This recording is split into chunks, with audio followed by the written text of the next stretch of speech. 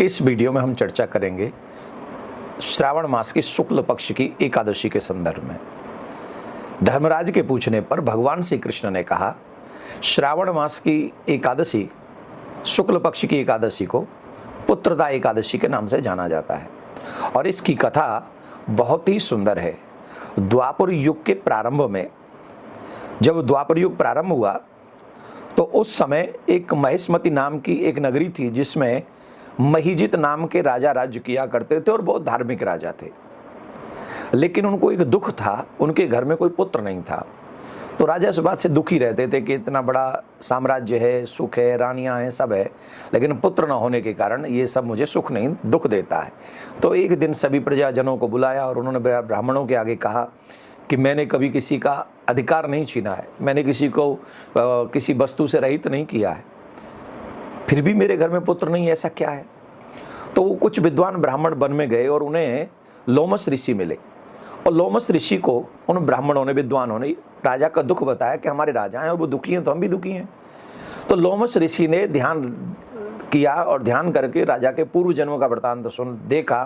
तो पूर्व जन्म में राजा जो थे वो एक वैश्य थे और वैश्य निर्धन वैश्य थे, कोई धनवान वैश्य नहीं थे, निर्धन थे।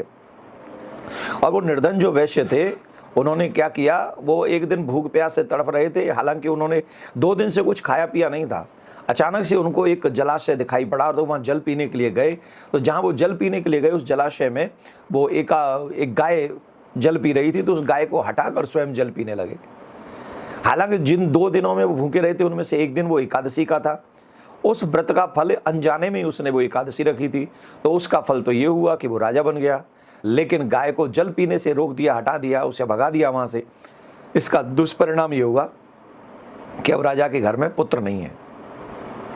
एक बात तो यहाँ समझ लीजिए, इसीलिए हमारे सनातन में गाय को पहली रोटी देने का सौभाग्य माना जाता है कि पहली गाय की, हमारे घर की रोटी गाय को, जिनके घर में गाय है उनको पहली रोटी अपनी गाय को देनी चाहिए। और जिनके घर में गाय नहीं है वो प्रत्येक महीने 101 रुपया निकालें गाय के लिए, या सामर्थ्य अनुसार ज़्यादा निकालें और वृंदावन में जो प्रिया कांजू की गौशाला है उसमें अपने धन को भेजकर गौ माता की सेवा करें।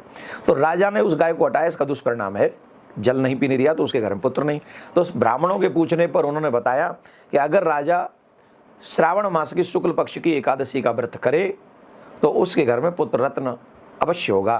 तो ब्राह्मणों के कहने से राजा ने यह व्रत किया और राजा के घर में बहुत सुंदर और सुयोग्य संस्कारी पुत्र हुआ। तो ये कथा पुत्रदा एकादशी की है जो